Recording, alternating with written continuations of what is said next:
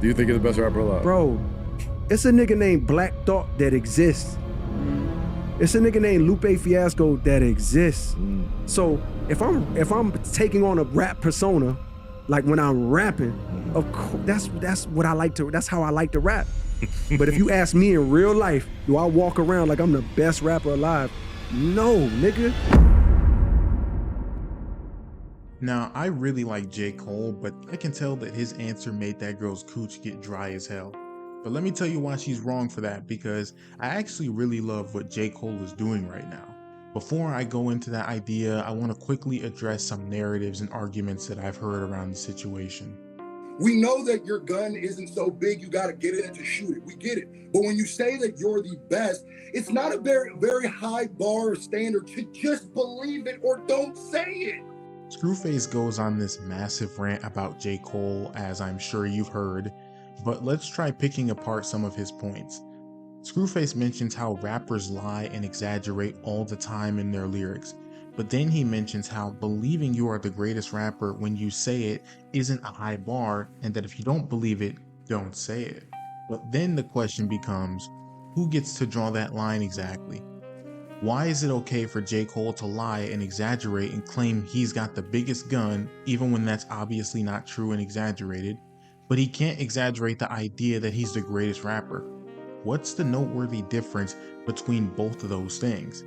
And if it is the case that he can't exaggerate and claim he's the greatest, who gets to decide that? Is it Screwface? Do you get to decide what J. Cole can believe and think of himself? And why is it that you are so bent out of shape over what another man believes about himself? But we're not going to pretend like the people that genuinely believe those things aren't the ones that you would rather listen to. J. Cole is allowed to say, I'm the best rapper out, and not really mean it on a rap song. But I'm not going to pretend like I don't enjoy it more knowing that Kendrick Lamar meant what he said when he said it's just Big Me on Like That. We have evidence of rappers like Nas not believing that they are the best rappers alive. I just want to do what I do. Legend's a big title.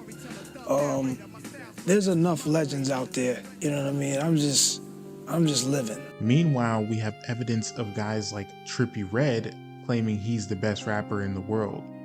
Do not seriously sit back, Sean C, and pretend like whether or not the rapper himself believing he's the greatest is what determines whether or not that title holds weight for you. What determines the weight of that title is how much you, the individual, believes it to be true. How do we reconcile the fact that hip-hop told you that in order to rap about being the greatest, you have to genuinely believe you're the greatest, when countless rappers who are seen as some of the greatest rappers of all time do not ever claim they are the greatest outside of their music? You know, earlier I asked a question to Screwface, but really it was a question I was posing to you, the viewer of this video. I asked, why are you so bent out of shape on what another man believes about himself? Do you seriously sit back and think you know any of these artists? What about in your personal life? Do you think people in your personal life truly know who you are? The truth of the matter is, you are not who they think you are. Why are you expecting J. Cole to believe he is the greatest? Why do you even give a damn what he thinks about himself? Maybe it's because in actuality, your love for him and his music was built off of a facade that you created. A facade that said he had to believe that. I want to take a moment to talk about a personal experience I had once. I remember a time when I had a girl crushing on me in high school. One day when we were having a conversation, I told her about how I believed she should try harder to excel in certain areas of her life, and what the possibilities were for her if she just put in a little more effort in her life. And you know what she ended up telling me? She told me that she didn't really expect me to be the way that I ended up being after getting to know me. And she told me sometimes the way I speak is cringy. From that point on, she and I didn't speak very much. And the point I'm trying to highlight with that story is to say I got taught a very valuable lesson.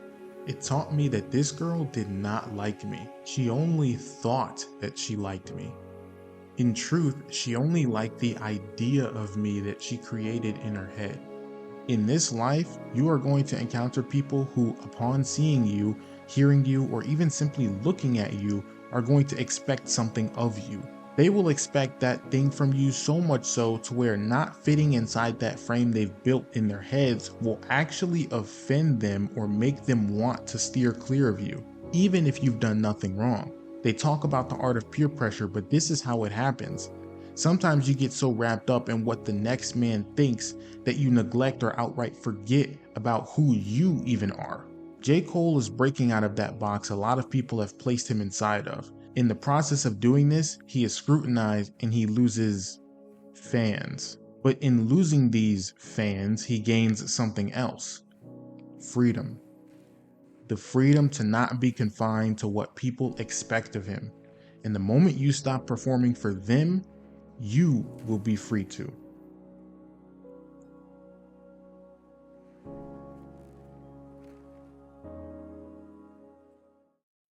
Said something to this effect. I said, Push has, if he hears anybody go at him, he has 5 records on the side or 5 verses just in case.